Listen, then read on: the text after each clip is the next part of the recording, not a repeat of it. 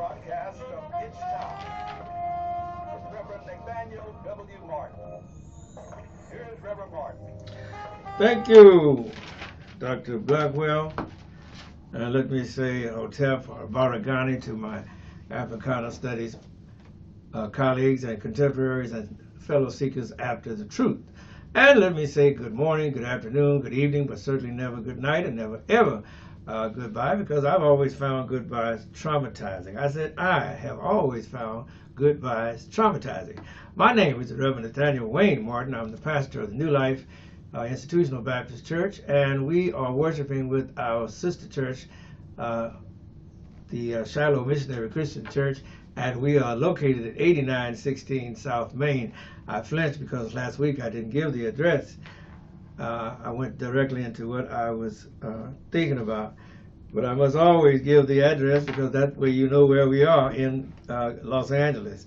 We are located at 8916 South Main, and we are worshiping with our sister church, the Shiloh Missionary Christian Church, pastored by my good friend, the Reverend Dr. Della F. Holliness. And you know, they always say when the Baptists and the Methodists get together, there's always going to be a shouting in the camp. And truly, our fellowship has been enriching and sometimes challenging, but always rewarding. And we invite you and welcome you to come and share with us at any and all of our services. All right.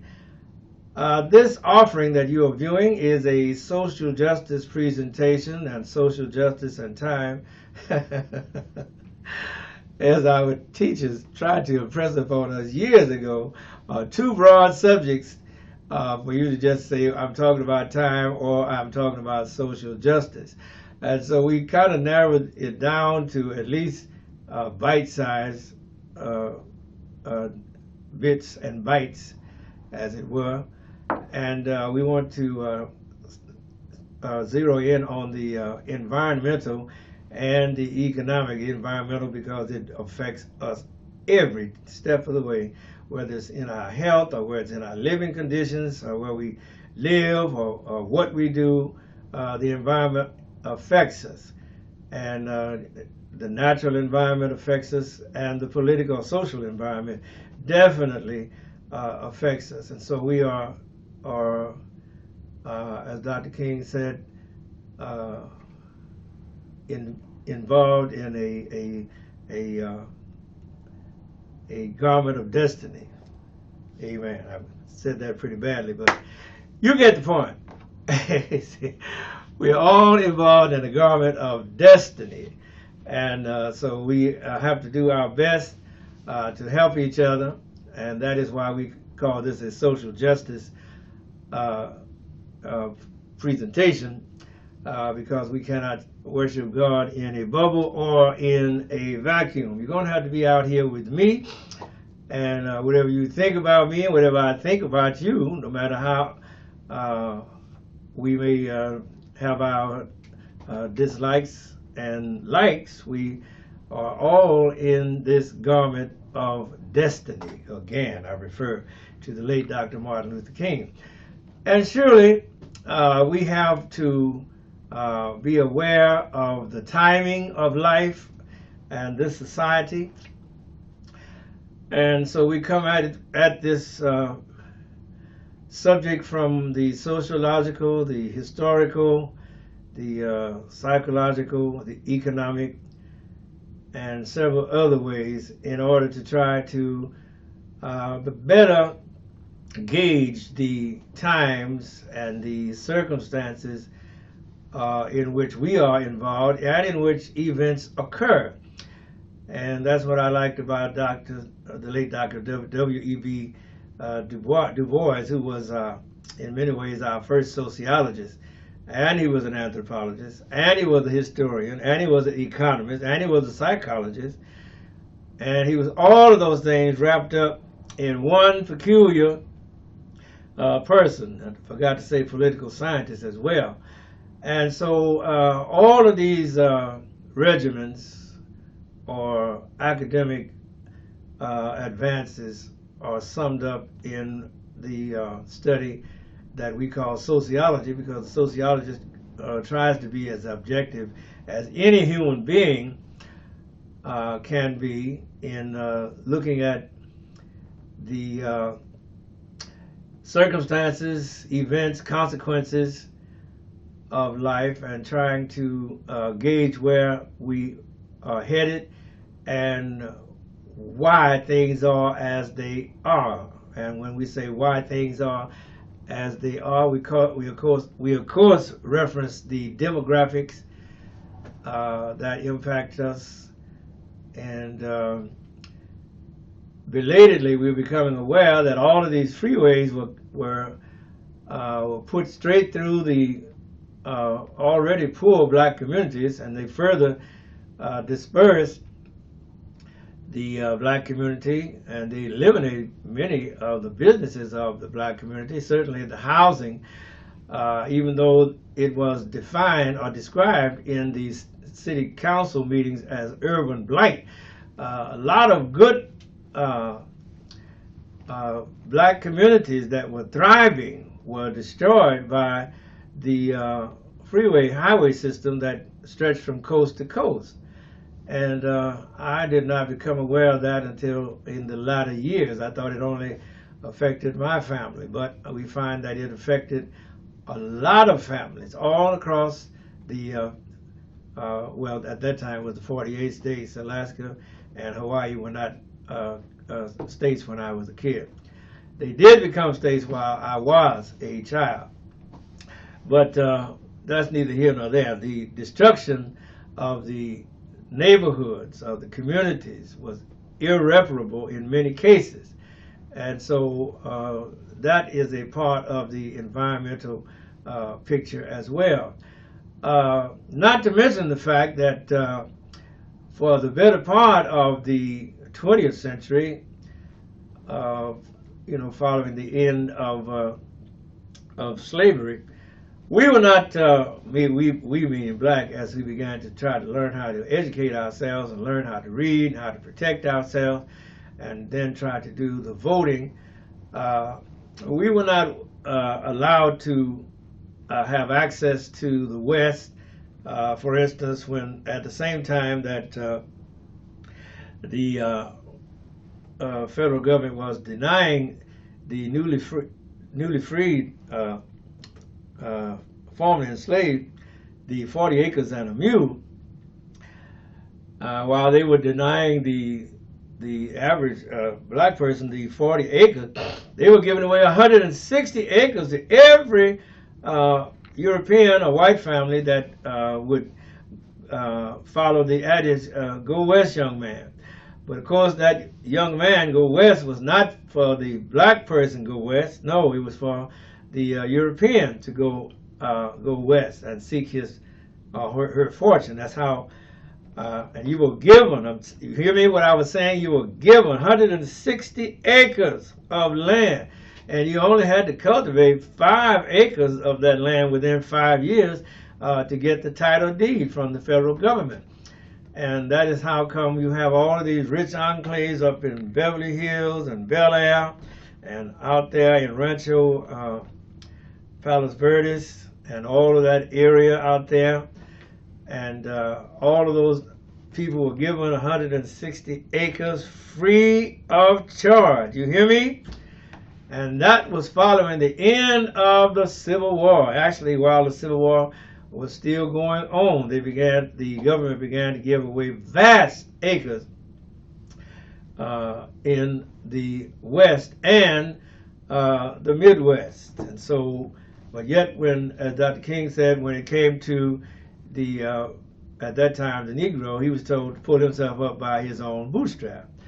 And he was not given the aid, he or she was not given the aid and comfort that would enable them to get a hold. And can you imagine if the newly enslaved or formerly enslaved had been given by the government, come out west and just walk around this land and claim it and it's yours.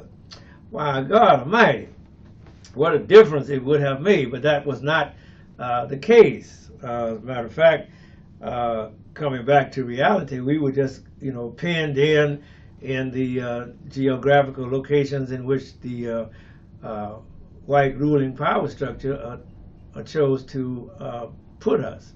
And I've said on other broadcasts that I grew up in the bottom. Well, a lot of black folk grew up in the bottoms at that time. And you know, if you're in the bottom, then somebody must be up on the top. And whatever's up on top, you know, what's that old adage, you know, about rolls downhill. So that's what we had to contend with. But yet, God blessed us in spite of. We had our churches, we had our barbershops, we had our cleaners, we had our filling stations, and we had our schools and the like, and we had our clubs, and we had our community life, and we made do and prospered in spite of the obstacles in which we found ourselves. Having said that, I want to go back to last week's broadcast and pick up on the eugenics thing. We said eugenics was a pseudoscience. It means it wasn't real, it wasn't actual, it was something in somebody's head. And they went as far as they could go with that pseudoscience, and they took over, meaning the eugenicists took over the leading publishing papers. The LA Times had a section every Sunday in the Sunday paper. At that time, people read newspaper cover to cover. Newspaper used to be a big old thing. And Houston Chronicle there in Houston was a great big paper on Sunday. And even out here on Sundays, out here being Los Angeles and Inglewood, California in other words, the Sunday paper used to be a big deal, and everybody would get a section of that paper and read it. And they had a eugenics section in the paper. You hear me? And here in California, under Mr. Chandler, who was the publisher of the LA Times for many, many years, till the Chandler family finally sold it in, I think, about 10, 15 years ago. The paper has since declined, LA Times. Of course, all newspapers across the country have declined, but be that as it may, at that time it was a big deal to, and so if anything was important, they put it in the newspaper. And so here were thousands of readers reading about eugenics, thinking eugenics was not false science, but that it was real. And as we said, the eugenics was the philosophy that they being some demented people, would try to have the most talented people, as they deemed them, to reproduce, while denying reproduction to those they deemed less talented or suitable. You see where this went. And so I touched on that to come back to what is going on in the country today, where in Florida they are rewriting the curriculum to be taught in the Florida public school system, and they want, they being Mr. DeSantis and his ilk, and in Texas, Mr. Abbott, who was governor there, and his ilk are wanting to continue to whitewash black history. And they are saying that the teachers must teach, if they're going to teach slavery, they must teach the benefits of slavery. And a lot of pushback is now beginning to be felt from the academics, and thank God we have black academics now who don't bite their tongue and who don't feel like they are afraid of losing their jobs. And they're speaking out and pushing back, as they should, against these pronouncements that slavery was a good. And for you sociologists and historians out there, all you have to do is go back to the slave writings and the slave owner writings, and you won't have to read far before you find that from the 1830s on to the 1860s, they were teaching a doctrine of drapetomania. And that was a false doctrine, but it was being taught, and it was being published. No less a persona, he was a slaveholder, of course, named Samuel Cartwright, was teaching that any slave that wanted to get away and run away, he had to be crazy. He had to have a disease to want to get away from the plantation. And this was to discourage the slaves from running away. And this doctor, this Samuel Cartwright, you can call him a doctor if you want. I don't call him a doctor. But he was very well published and very well lettered and certificated and credentialed and that type of thing. Remember, I told you, we discussed last week, that the people that were pushing this eugenics, which was the doctrine that only the Nordic and the Aryan races were to be preserved, and that all other lesser races were to be, worked to death or pushed toward extinction or denied the ability to reproduce.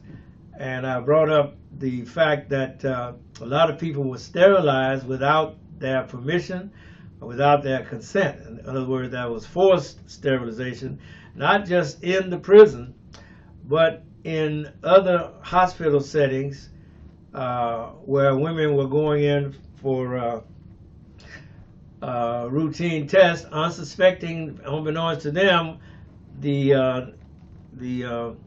clinicians or the medical personnel there, without their consent, mind you, had them in other words, they pronounced, they performed without the person's consent. Let me get my thoughts together.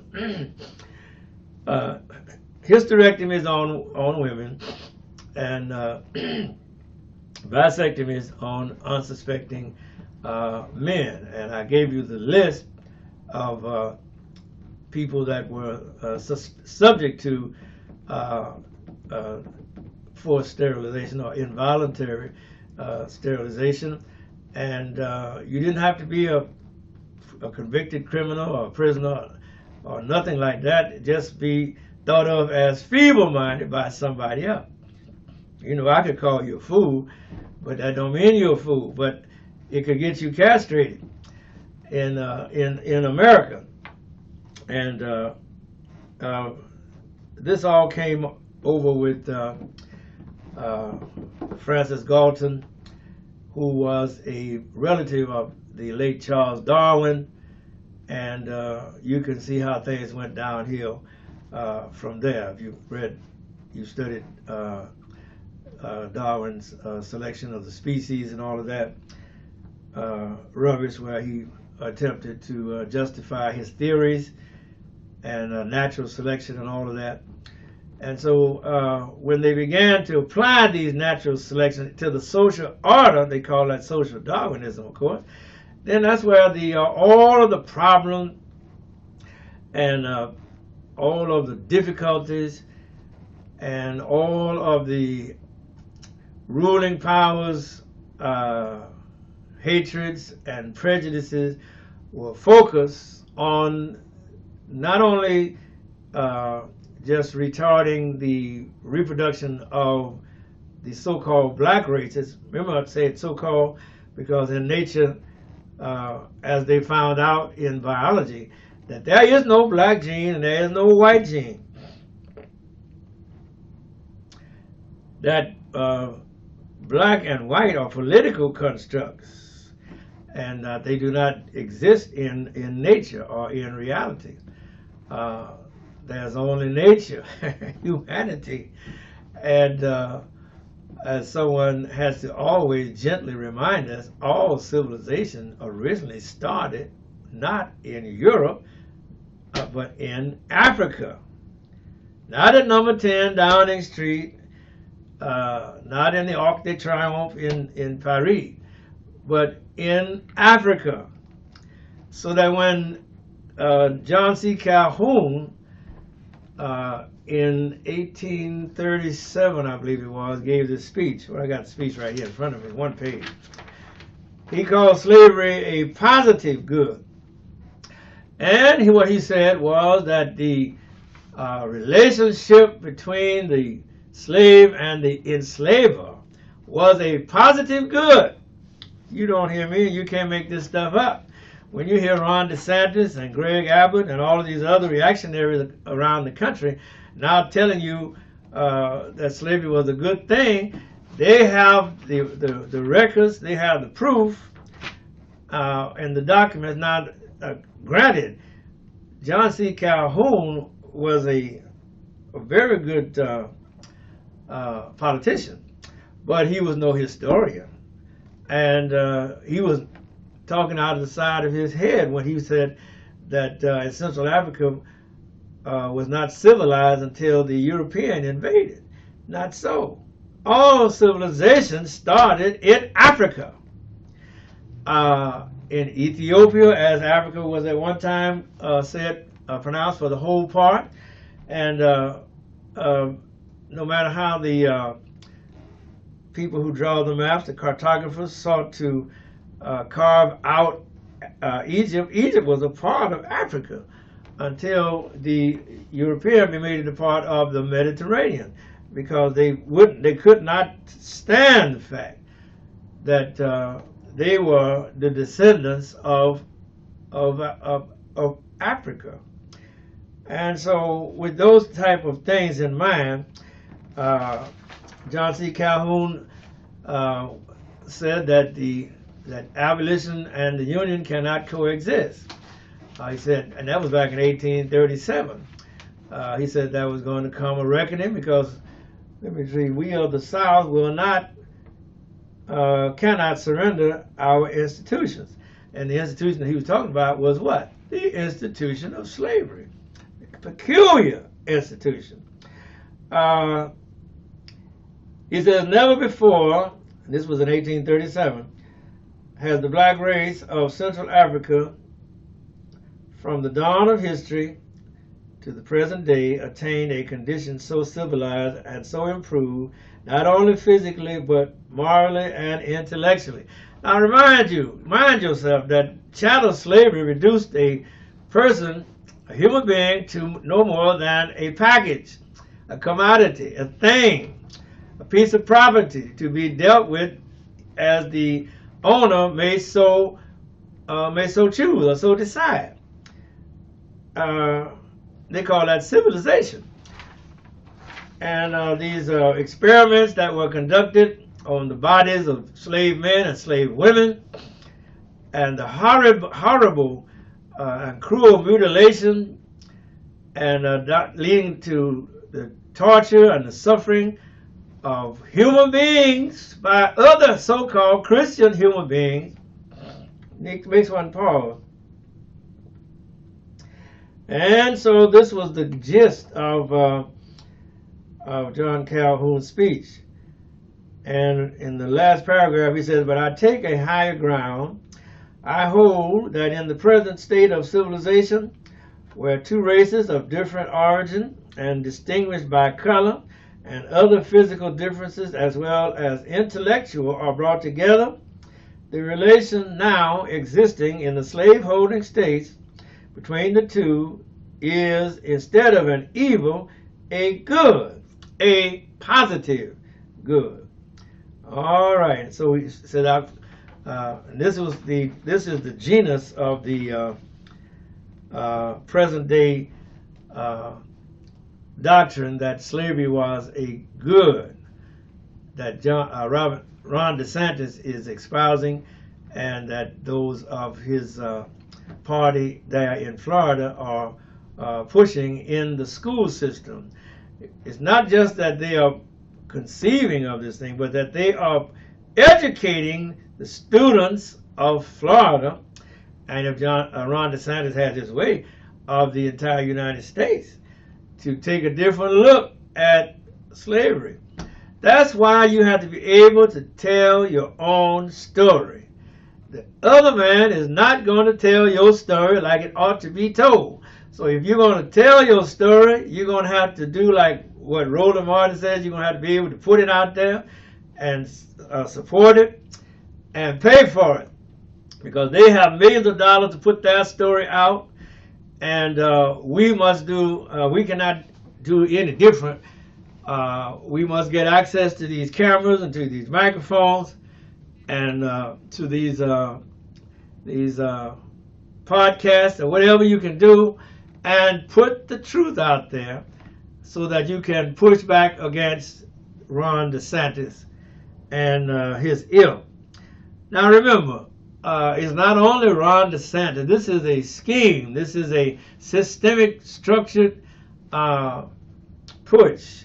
The late Dr. Martin Luther King, being quoted by James Cone, both of them now deceased, said the day of judgment, let me see. Here we go. Here's where I want to put this. Proclaiming the wrath, God's wrath and indignation upon a rich and powerful nation that was blind to injustice at home and indifferent to world peace abroad. All right, and the quotation I really meant to hit was it says that it is easy to descend into a temptation to despair, but because it is clear now how deep and systemic are the evils the movement confronts. That was spoken by the late Dr. Martin Luther King way back there in one of his speeches, the Trumpet of Conscience speech. And even he had begun to see the mood of the country changing, and how a lot of the civil rights people were beginning to despair of ever seeing the changes that was so that we have been fighting for, really, and that we still have not reached that promised land. The man told me 2 minutes ago we only have 5 minutes, so I only got I guess 3 minutes now, 4:28. But I do want to mention as I close that the Russo African Summit is 2023 is winding up in St. Petersburg, Russia, and it looks like about 19 African nations attended, from Egypt to Libya, and Vladimir Putin has promised to supply food grain to Burkina Faso, Eritrea, Somalia, Mali, Zimbabwe, and Central African Republic. And to those 6 African countries, he's promised to provide $25 billion metric tons of grain, which is a drop in the bucket, but at least it is better than what it looked like it was going to be when Russia pulled out of the Black Sea Accord, which was allowed the Ukrainians to continue to ship their grain through their port to the other parts of the world, to Europe and to the African continent. All right, but now my point was, compared to the Berlin Conference in 1884, which was held in Berlin, there wasn't no African countries at the table, when Africa was divided up like a piece of cake. This is a great step forward.